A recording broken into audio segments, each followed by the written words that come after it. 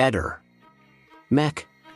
Pallister. Buonasera a te, Eder. Come già detto nel precedente video, sono giunto ad un'ipotesi conclusiva del caso, ma adesso, ad onor del vero, porterò piano piano le prove qui sul tuo canale, in modo che tutti possiate vedere che ogni cosa riferita ha il suo appiglio probatorio. Oggi facciamo seguito al video che abbiamo fatto diverse settimane or sono, in cui ti parlai di Sebastiano e del fatto che rimase bianco in viso appena vide la sua auto parcheggiata ed accanto passare il bus. Ebbene, oggi riprendo da lì e vi dico delle cose importanti. Già, tu ed Er ne parlasti anni or sono, ma c'è del nuovo che oggi va detto.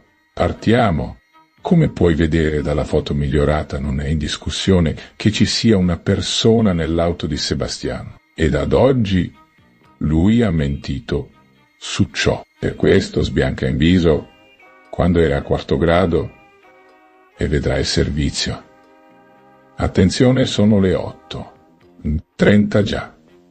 In quel momento Iliana ha finito la telefonata con Claudio e si dirige fuori. Inoltre abbiamo detto che passerà dal piazzale Gioberti. La persona che è con Sebastiano, che fine farà dato, che Sebastiano rientra in laboratorio. Nulla dice Sebastiano, e ciò ci dà la prova che il soggetto farà qualcosa che Sebastiano non vuole divulgare, dato che nasconde la presenza di lui in auto. Tale terzo per noi è l'indiziato numero 1, di cui parlammo, ovvero chi andrà in quell'alloggio ove troverà Lily, e sarà lì che nascerà il litigio e aggressione. Tale terzo, come detto, è un loro conoscente ad oggi non identificato. Mi seguite adesso sui vari collegamenti che abbiamo fatto. Ad oggi il terzo suddetto dell'auto è il nostro colpevole.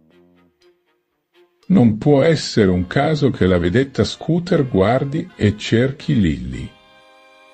È una donna sullo scooter. Poi il terzo in auto di Sebastiano, che non deve venire fuori e di cui Sebastiano non parla. Lily, che va in un'abitazione precisa per poco tempo, e qualcuno che lì la aggredisce anche raggiungendola. Leon per forza era già in casa mettendo tutti i dati insieme, questo otteniamo. Il seguito vuole che i terzi si informino su chi parla di Lily, sentono cosa dice Covalero e sanno che il 3 gennaio Nasti, Gabriella e Claudio sono vicino al posto delle fragole, così portano Lily lì vicino e mettono in atto lo staging. Siamo quindi ad una svolta totale sul caso. Abbiamo una pista precisa in merito e, come detto, coinvolge i conoscenti di Sebastiano, come detto già. Claudio ha solo parlato indirettamente di ciò e non poteva immaginare che Lily andasse lì per risolvere qualcosa al suo posto in un certo senso per amore e rispetto di Claudio. Ma il terzo non volle sentire ragioni. L'aggredì mortalmente. Ti prego adesso, Eder, dimostrare in dito quello che siamo riusciti ad ottenere dopo un lungo lavoro di filtraggio. Ringrazio il mio team per questo. Il lavoro ci ha restituito un volto che, per primi in Italia, vi mostriamo. Nei prossimi giorni faremo un ulteriore approfondimento di filtraggio. E credetemi, siamo alla svolta. Sebastiano ha mentito su tale presenza, dovrà dare delle spiegazioni importanti adesso. Noi abbiamo fatto il nostro lavoro con a capo il nostro team leader abbreviato in RD e siamo sempre a disposizione. A presto. Ciao.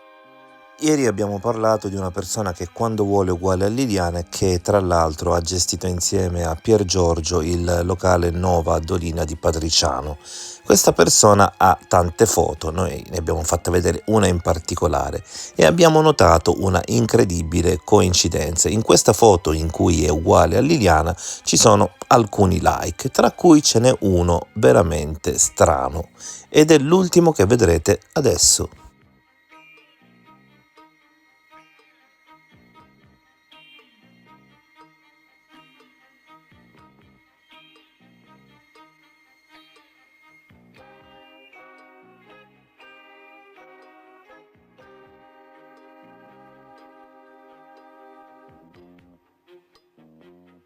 Ehi, non dimenticare di iscriverti a questo canale.